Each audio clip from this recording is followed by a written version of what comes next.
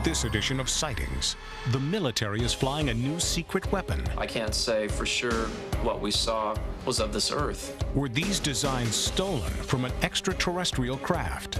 In the case of the UFO model, we've made every effort to make it accurate. Then, this woman has a mysterious power to communicate with animals. She must be doing something because I've never seen him do this. A psychic has a horrifying vision of murder. I touch something off the body, then I can become them. And later, alien abductees are given a terrifying message. We are being given a choice to change our ways.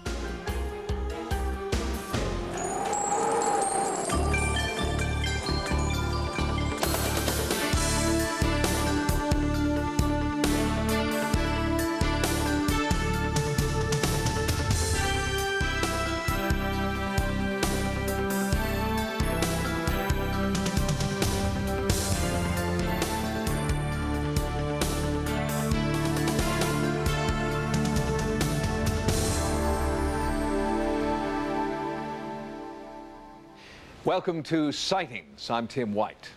The wide open spaces of Nevada are the perfect testing ground for the U.S. military's top secret weapon systems and aircraft.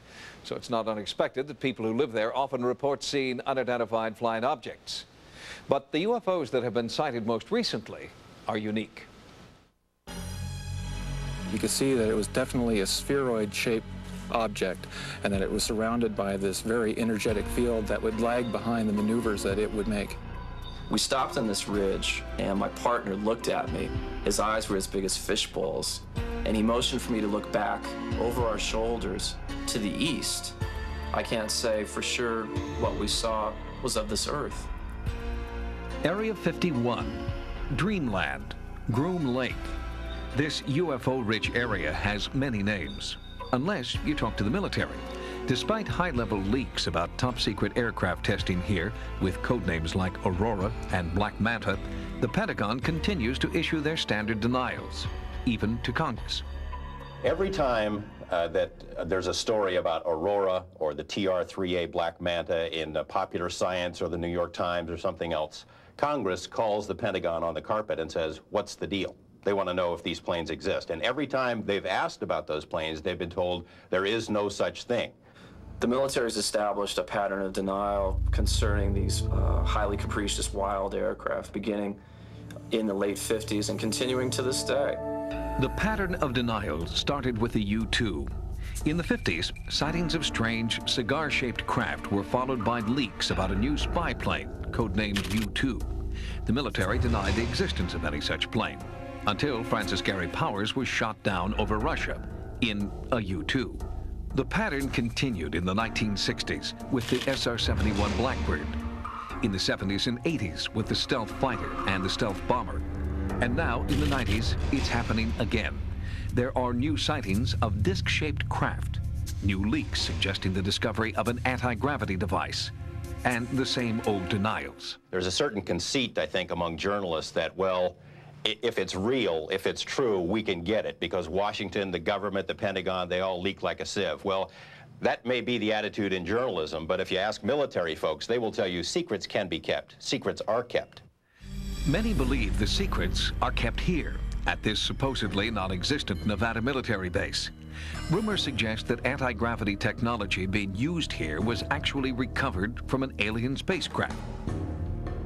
I think there's a strong possibility that we have recovered some sort of alien technology and are trying to incorporate that into military programs. In an attempt to penetrate the security net around Area 51, investigators Michael DiGregorio and Roger Johnson pedaled a backcountry route. Suddenly, a series of red-orange objects flared out across the sky. They started at great height, seemed to descend, and then flared out. It was startling. Then a series of silver pewter flashes went directly across the horizon at terrific speed. One of these silver flashes went directly up into the air. The bottom one seemed nearly to hug the ground. Did DiGregorio and Johnson witness the super-secret testing of a new kind of aircraft? In fact, someone did think they saw too much. As they returned to base camp, they were detained by a security patrol that seemed to be protecting more than just a stretch of arid landscape. Boom. Headlights come on, there was an M16 pointed at us, and here we were faced with a life and death situation. But we also knew that we had crossed the line back into public domain, and therefore we were safe.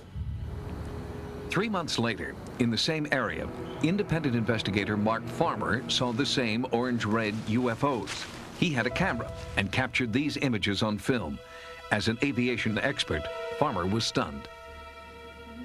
I saw the object exhibit entirely unconventional flight characteristics. At times it would wobble around in the sky and appear very unstable. At other times it would be in a rock-hard hover. It was an O-bladed sphere, multicolored, crimson on bottom, blue-green on top, much brighter than anything else in the sky. Is this photographic evidence of the military's latest experimental aircraft? The answer isn't likely to come from the Pentagon. Let me put it this way. I don't think the military has any credibility with the public in terms of its denials of this program or that program. They've denied the U-2 existed. They denied the SR-71 existed. They denied working on stealth. All of those programs suddenly were unveiled. The only information at this point comes from leaks within the government structure. Bob Lazar, an aerospace engineer formerly assigned to Area 51, claims the government possesses at least 9 disc-shaped alien craft currently warehoused in Nevada. I was part of a back engineering group, and our job was basically to look at these recovered discs, and I say recovered because I don't know really where they came from, whether they were given to us, we found them, shot them down, who knows what. But our group basically was to back engineer them, which means to start with a finished product and go backward and see how it was fabricated and try and duplicate some of that technology with earthly materials. To me, Bob Lazar is credible. Over the past couple of years, I've spoken to literally dozens of people who have worked at that facility out there in Nevada. I think the technology at Area 51 originally came from somewhere else. They were looking at something that, as far as Bob is concerned, didn't come from this planet, and they were trying to figure out how it worked. John Andrews is also considered a reliable source for information about government projects. He has an amazing track record for revealing aircraft projects before their official unveiling. He's not a military officer, nor an aerospace engineer. He's a product designer for a toy company called Testor, and he can't keep a secret. Secrecy is used oftentimes to hide the details of the funding and the size of the program. More often than not, it doesn't hide a real, true technological secret. The Pentagon was not amused when Testo released a replica of the F-117A stealth fighter before it was officially known to the public. The recent release of their Project Aurora model is also making waves. Why is a toy company the public's best source for information about military projects? They have sources throughout the military, they have sources in companies like Lockheed and Northrop, and they get bits and pieces of information from here and put it all together. With such a remarkable track record, what's next on the Testor drawing board? John Andrews says it will be this, a UFO replica called the Sport Model. In the case of the UFO model, we've made every effort to make it correct and to make it accurate. We've made every effort to find out the best information on the subject. We went to people who said that they have worked on the craft. Could the Sport Model really be the next step forward in military aircraft design? Testor says yes, and the experts are listening. The Testor Corporation has been very lucky in terms of building models that suddenly become real planes, but it's not luck. Now they're telling us that they believe that flying saucers at Area 51 are a real possibility. This model may be the very, very first authentic plastic scale model kit of something that was designed and built and flown from another planetary system. I cannot say that that is absolutely certain, but there is that possibility. Next, on Sightings, a woman's uncanny ability to communicate with animals produces astonishing results. This is amazing. She must be doing something. There is an unspoken language between people and their pets, especially if they've been together for a long time. The same intuitive sense that you may have with one pet, some people claim to have with all animals.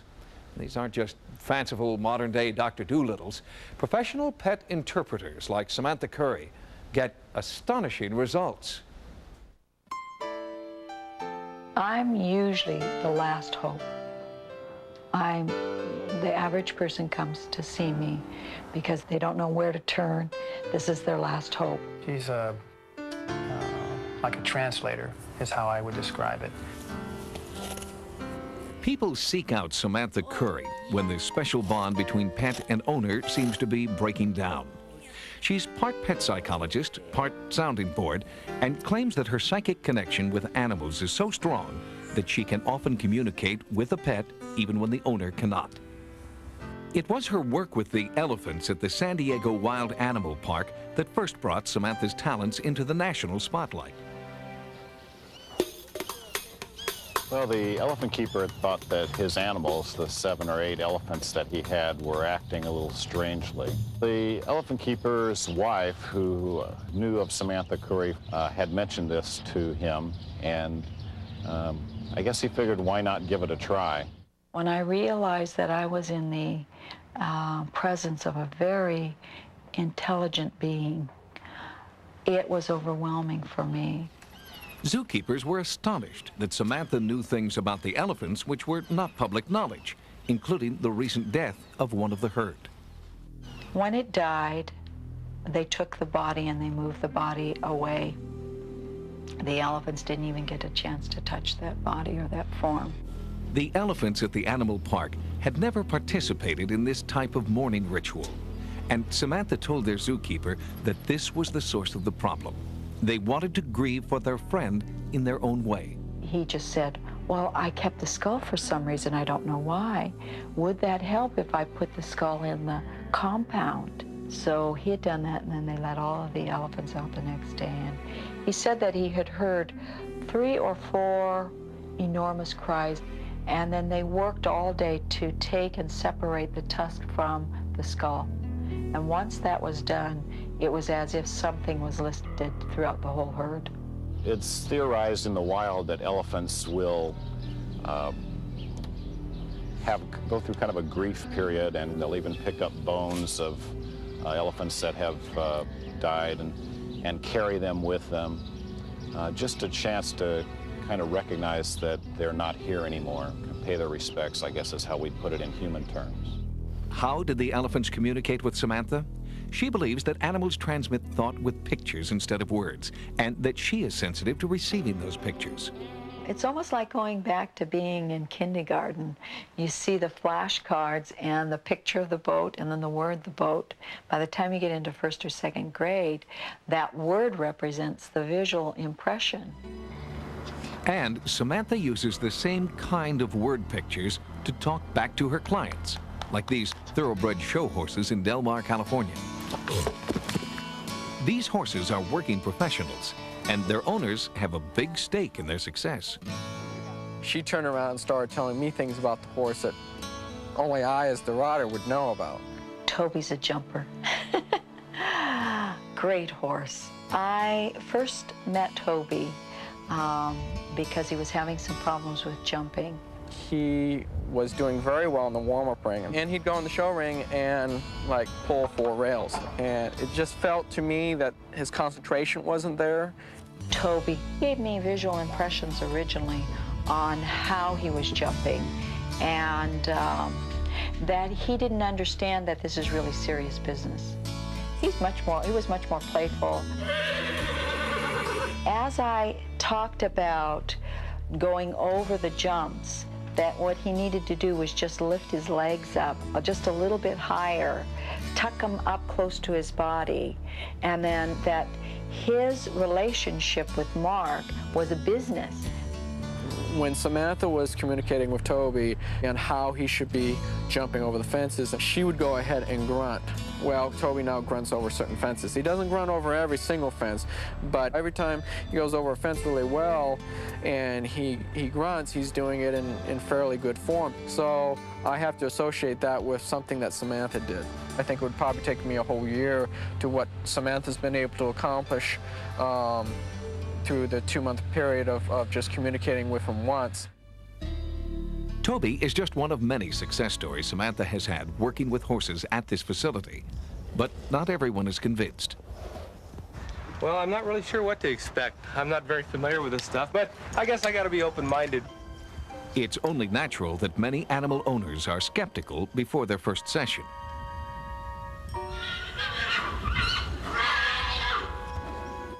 Diamond has recently become unruly, refusing to trot properly. After his owners went through the usual course of behavioral specialists, they decided to try something different. This is amazing. Well, she must be doing something, because I've never seen him do this. But I've never seen him gait naturally like he's done here. I've never seen him do that. And that was one of his deficiencies, is he doesn't foxtrot like he's supposed to. Although Samantha consults with many professional animals and their trainers, the bulk of her work is with family pets. After 30 years of practice, Samantha has successfully brought thousands of pets and their owners closer together. But for client Julie Ritter, better communication with her dogs brought some surprising revelations. I was kind of wondering if something ever happened to the marriage. I wasn't expecting it. And I had to split up the 10 dogs. Who would go with who? Julie brought her dogs to Samantha and asked her to interpret their preferences. One dog gave an answer that just didn't make sense at first. So we come to Scruffy. I said, well, who would you go with? She said, I'd go with the little boy. I don't have any kids. So I said, what little boy?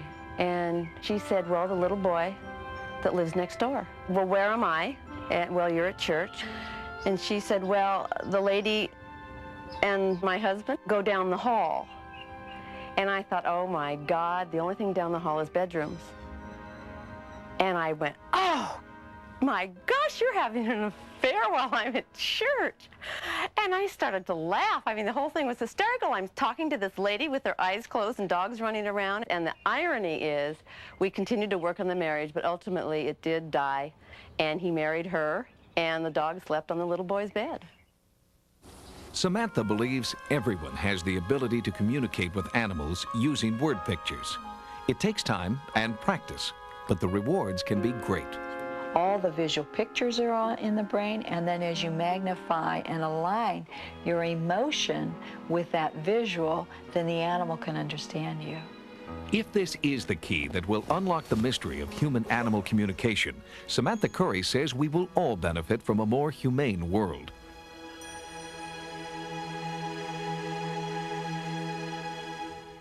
Samantha Curry believes most people have the ability to receive visual messages that have been psychically transmitted by their pets. She suggests that the 3 essential elements to improving human-animal communication are concentration, patience, and love. When sightings returns, mysterious formations in ice are baffling scientists. This is quite possible a winter equivalent of crop circles.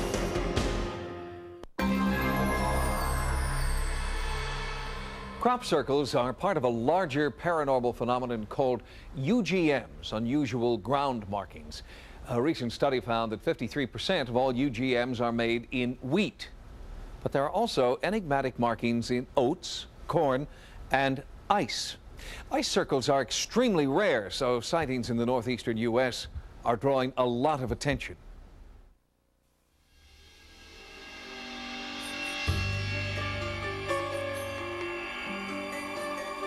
Perfect circles of ice, created by a cosmic compass. Swirling patterns that seem to demand a supernatural explanation. Ice circles mimic the geometric patterns of crop circles, with one important difference. The patterns are appearing in ice that is too thin to support a person, virtually eliminating the possibility of human intervention. The national coordinator of the Center for Crop Circle Studies is applying the same equipment and techniques used to document crop circles to the newly discovered ice circles. Her preliminary findings are very promising. A lot of this ice in which the circles are supposed to be happening is very thin, too thin to walk out on and to measure. And yet how is somebody going to go out there and put these at least dozens and perhaps hundreds of swirls, and they're not even really cut. These weren't actually cut and beautifully, separated rings. These were just swirls within the ice. Enigmatic patterns are also appearing in snow. The absence of footprints to and from the site casts an eerie pall over the markings. If this is not a natural phenomenon, who possesses the ability to hover over a snowy site and create mysterious messages? Mainstream scientists dismiss this theory of extraterrestrial intervention, but they can't agree on an earthly answer either. Some hydrologists think water currents are responsible, but circles have formed where there was no perceptible current.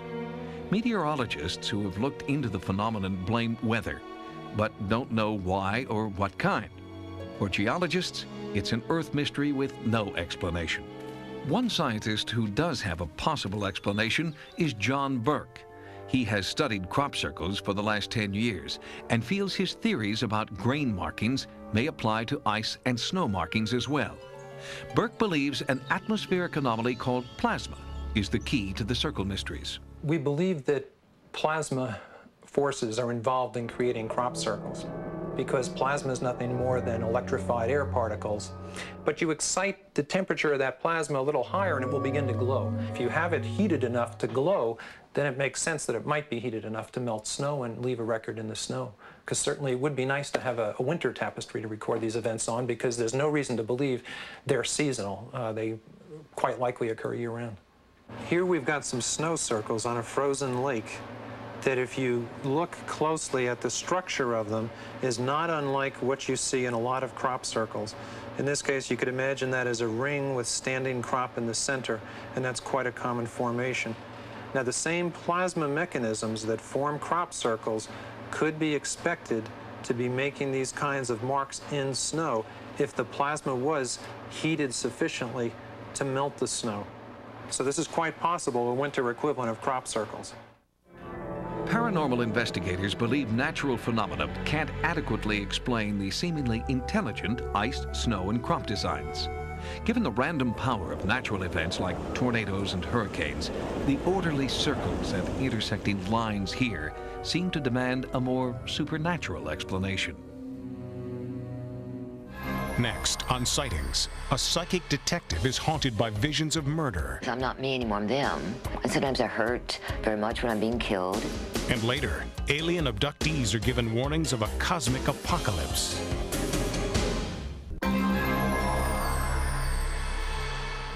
In case after case, police officers have reportedly solved puzzling crimes by operating on hunches and intuition. It's called blue sense.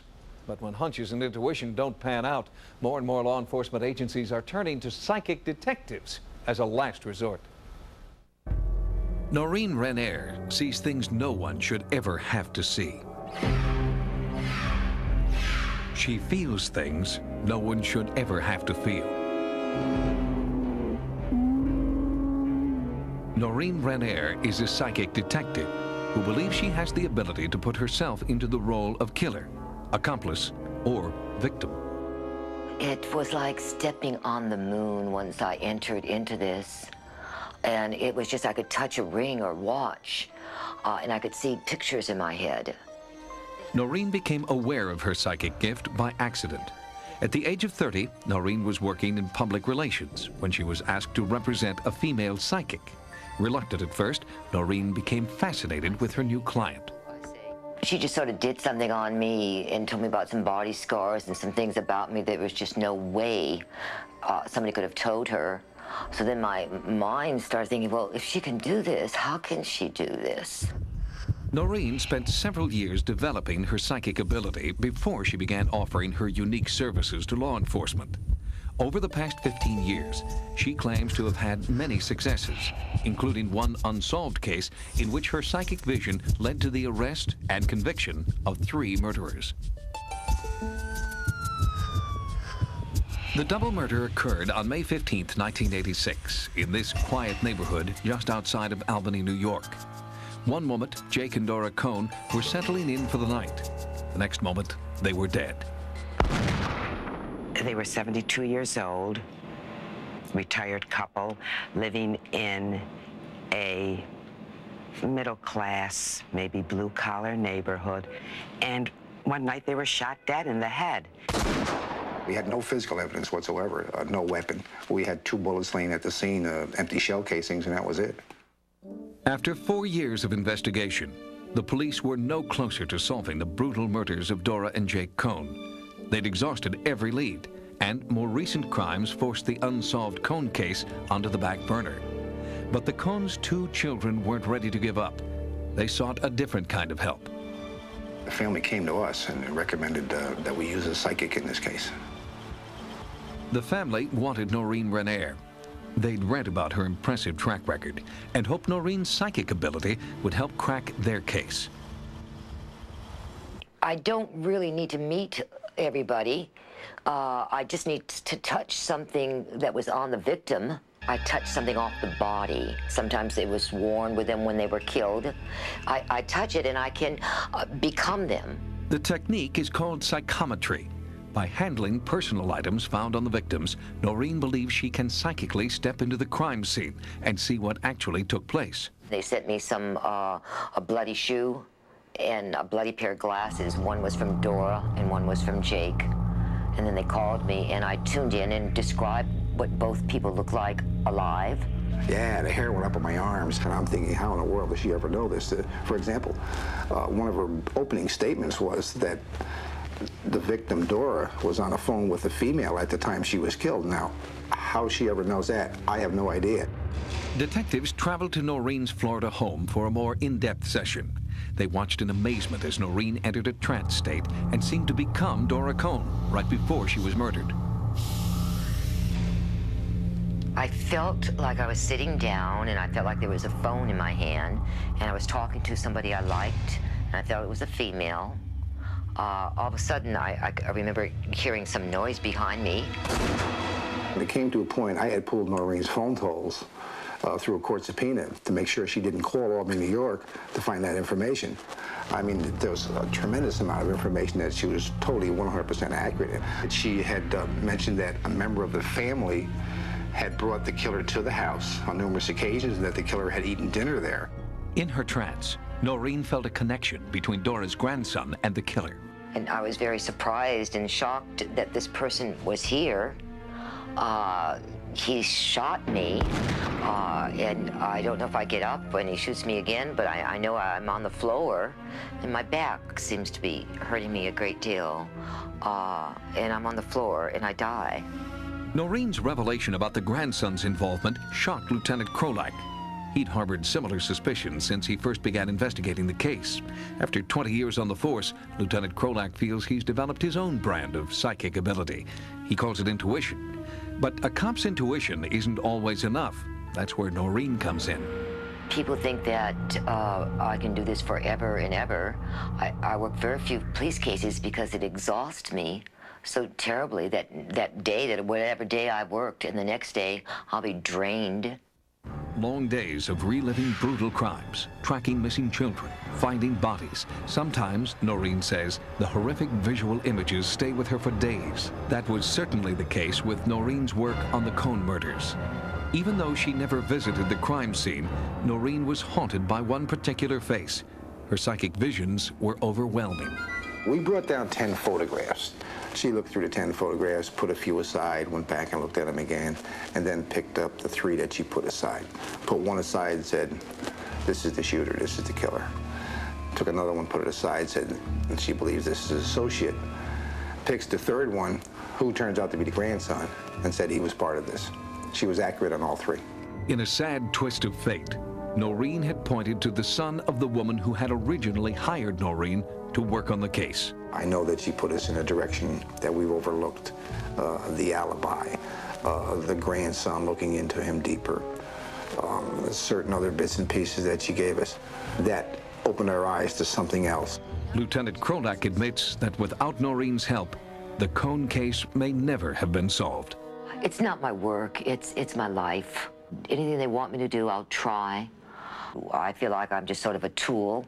They use other tools. I'm just one of the tools they use to get more information to find the bad guys.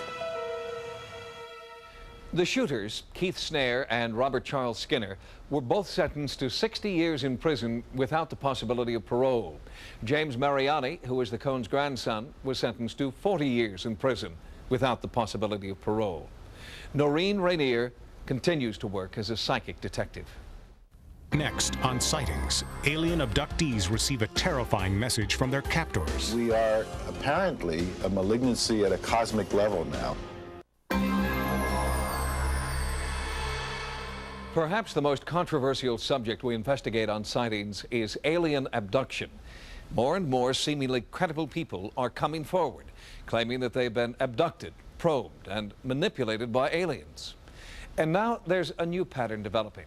Supposed abductees are returning from their experiences with a cautionary message for us all. There's a new, frightening chapter in the abduction story. Many abductees are claiming that their alien captors send them home with apocalyptic predictions about life on Earth. It's a terrifying conclusion to an already horrible ordeal. I'm on my back on the bed, and she's at the foot of my bed, and she's doing something to me. We had this flashback of being on this table, being surrounded by these beings. I don't know what she was doing. She had some sort of an instrument in her hand. Little gray guys with big dark eyes, and one of them's putting a needle in my neck. Until recently, the story would end there. But now abductees are returning with more than horror stories. They feel they are intergalactic messengers who must deliver dire predictions. This new mission intrigues Harvard professor John Mack. This Pulitzer Prize-winning psychiatrist at Cambridge Hospital is now treating people he calls experiencers. In his new book, Abduction, Mack presents 13 case histories. I thought this is crazy. I mean, I thought this is not possible. I'd seen many, many cases and worked for 2 years before I said, look, there's a mystery here. I can't explain this. There's something like what they're saying seems to be happening to them. You actually have seen them in your room in bright sun daylight. What did you see? Currently working with over 100 patients, Dr. Mack's clinical approach gives abductees a chance to talk openly about their experiences.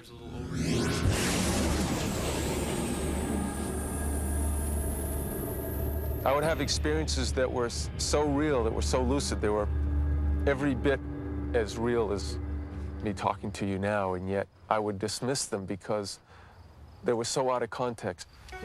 Joe is a successful businessman from Massachusetts who's had abduction memories since early childhood. He kept these experiences to himself until hearing about Dr. Mack's study. His abduction history is outlined in Mack's book. It's a detailed chronicle of otherworldly control and painful medical experimentation. They put something up my nose, and it was very disarming. And yet there's that sense of almost a split self, because there's a part of me that's terrified and doesn't understand, and yet there's this other part of me that they've already explained the procedure to and why. Over time, Joe's abduction experiences have changed. In an extraterrestrial version of the Stockholm Syndrome, he has less fear and has begun identifying with his captors. Once they begin to come to terms with their terror of the trauma, the experience tends to transform. They feel they're somehow connected with these beings, and they experience the beings themselves as closer to the source, which is a term they use very often, or home. It was the most profound experience of my life. But that kind of profound transformation does not happen in every case. The first being that I ever saw consciously in my entire life was sitting right here. Diane, a software test engineer, is also a patient of Dr. Mack's. She's documenting her encounters with these watercolor pictures. This picture was in the fall of '92. It took place here in the house, and I woke up, started to pivot around, found I couldn't move, and something released, and I said I could move. I scanned the room, just about to give up, and I see a small gray female being sitting there just waiting for me to spot her. And then she, I don't know whether she flew or what, but she sure came across the bed fast, right up to my face, and steered right like this. Although the experiences don't fit our notions of reality, there's no reason to believe that they're not telling the truth, or that something occurred to them that is real and they're telling it truthfully.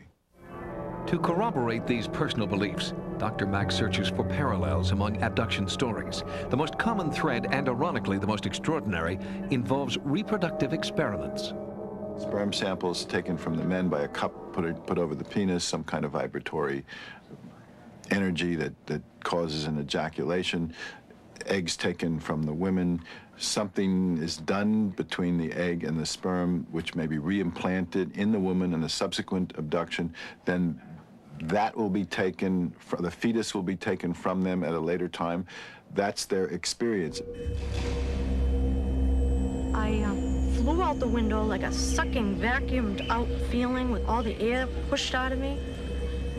I ended up on a craft, laying down on a table. And next thing I know, I see a child.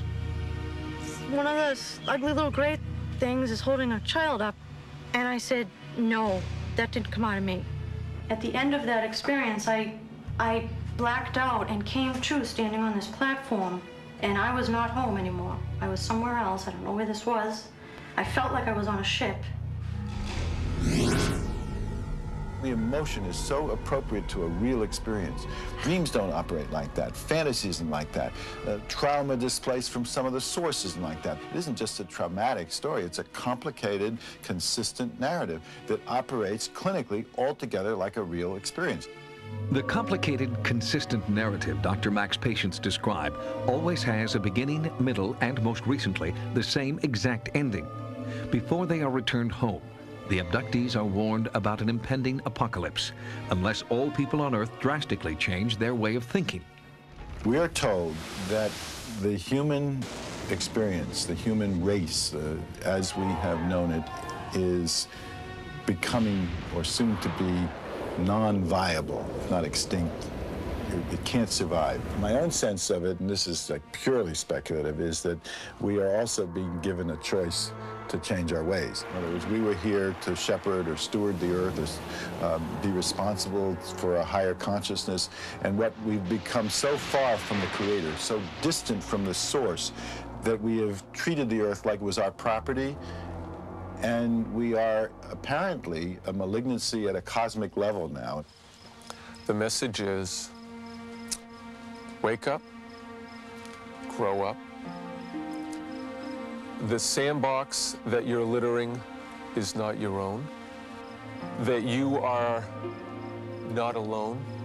That you don't need to feel the sense of isolation and separation that you have felt. That you're part of a bigger community.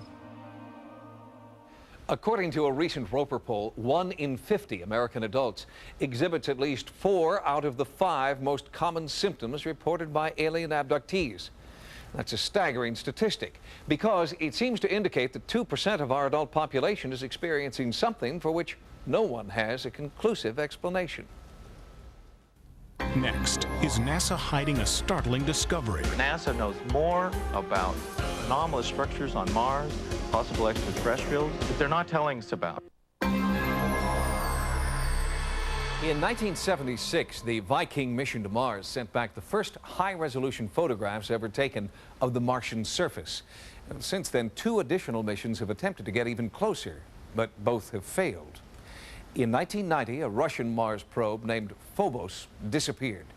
And in 1993, a U.S. probe, the Mars Observer, met a similar fate. The unmanned Mars Observer carried some of the most sophisticated equipment ever sent into space. The Observer's mission was to conduct a comprehensive photographic survey of Earth's nearest planetary neighbor, Mars. But while on approach to the Martian surface, the Observer failed. Curiously, one area the probe was supposed to be photographing at the time was a controversial region called Cydonia. Pictures taken in 1976 seem to show artificial structures in this area. Just when the observer seemed to be moving in for a closer look, NASA said, technical malfunction. No more pictures. It's quite possible that NASA knows more about anomalous structures on Mars, possible extraterrestrials, even structures on our moon, that they're not telling us about. There is sufficient evidence to indicate that some of the objects on Mars may possibly be artificial. NASA's position is that nothing has been constructed on the surface of Mars. The face and pyramids that appear in the 1976 pictures are just tricks of light and shadow. But these computer-enhanced 3D images seem to disprove NASA's claims. They show that the face on Mars is clearly visible, no matter where it is in relation to the Sun. I was quite interested with the first photos and release of the face on Mars.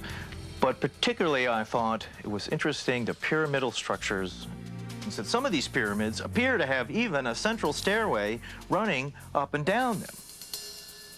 The more we look at these structures, the more we can see that there's something amazing here. Some researchers believe that NASA is withholding important photos and data taken in the Cydonia region. They suggest NASA created the observer malfunction story to hide what could be the greatest archaeological discovery of all time. If some people want to go far beyond the edge of what's accepted in terms of imagery, see patterns on the rocks of Mars or on the Moon or in the rings of Saturn, my view to that is mazel tov. Go ahead, do it. Try it out. Make your proposals. Stan McDaniel is a retired professor who has conducted an in-depth study of the Mars structures. He is intrigued by the seemingly deliberate placement of the face in relation to the pyramids. These objects, if you measure carefully from the tops of the 5 that surround this city square point, you find an almost perfectly symmetrical pentagon. If NASA does have new information about these reportedly artificial structures on Mars, why are they hiding it from the public? An advisory report from the Brookings Institution, a Washington, D.C. based think tank, may hold the answer. There is a section on what might occur if evidence of extraterrestrial existence was found on other planets. They said that NASA or the government might want to consider keeping the information from the public. The reason being that it could cause widespread social unrest and possible deterioration of government control. The official NASA position is that there is no cover-up. They insist Mars Observer suffered a catastrophic electrical failure, rendering it inoperable. It did not lose transmission. They turned it off. And they turned it off after the instructions for going into orbit had been uploaded to the spacecraft. It was possible then that the spacecraft would go ahead, follow out those instructions, and go into orbit. Before we start saying how these rocket scientists messed up, and they did mess up, we have to keep realizing just how tough these projects are. That we're doing things out there in space every time we do it that no one even thought was possible a few years or decades ago. These are really incredibly tough missions to accomplish. The debate may end in 1996, when NASA plans on launching a new Mars probe. This may be the second chance ufologists are hoping will prove the existence of an ancient civilization on Mars. In addition to the formations on Mars, one research group is studying what appear to be strange structures on the surface of the Moon. This photograph of the lunar surface shows 2 geometric shapes. The circle could be a crater, but the triangle seems unlike any other naturally occurring formations that we know on the Moon. If you've had a paranormal experience, call the Sightings Hotline at 1-900-933-SIGHT. That's 1-900-933-7444. Each call 65 cents a minute. Average call lasts 3 minutes. Sightings is also online. Our email address is sightings@aol.com. On the next edition of Sightings, scientists close in on Bigfoot. It's a very tough task to find one of these things. I think we're the people who are going to find one. A paralyzed boy prays for death. There's definitely like I was possessed. And is saved by the light. I came back and I was a different man. Then, alien abduction. Could you be next? I know something has happened to me, but I was in extreme denial. Until next time, remember, no mystery is closed to an open mind. For Sightings, I'm Tim White.